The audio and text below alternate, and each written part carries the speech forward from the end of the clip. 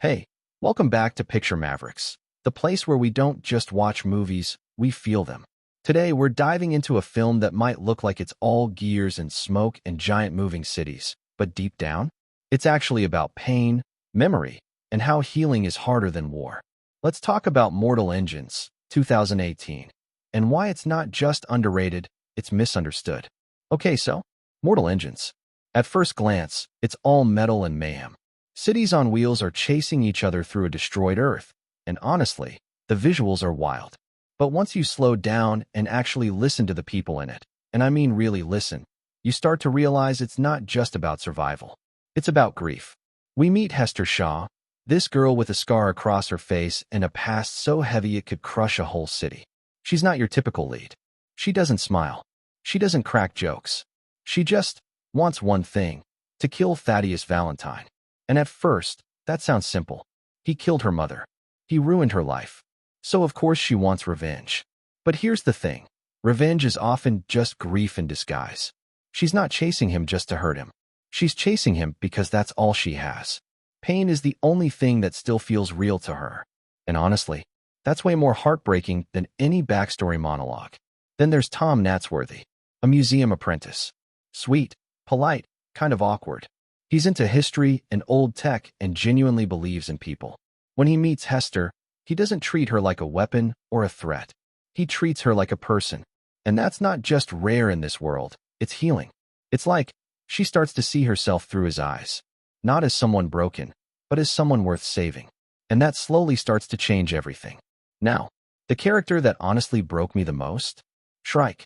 He's this terrifying mechanical creature, tall, cold, voiced like a broken music box, but inside, he's mourning. He's not just a machine. He's a father. Hester's father, in a way. He raised her when she had no one. And in his twisted, painful logic, he believes the only way to keep her safe is to make her like him, emotionless. Machine. It sounds messed up, and it is, but it comes from love. Like, in a really tragic way. He wants to save her from pain by taking away the part of her that feels. But when the time comes, he lets her go. And it's quiet. It's gentle.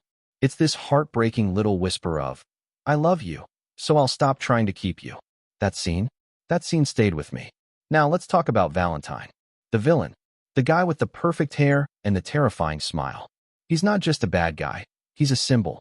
He represents every system, every leader, every old idea that refuses to die, even when it's clearly ruining the world.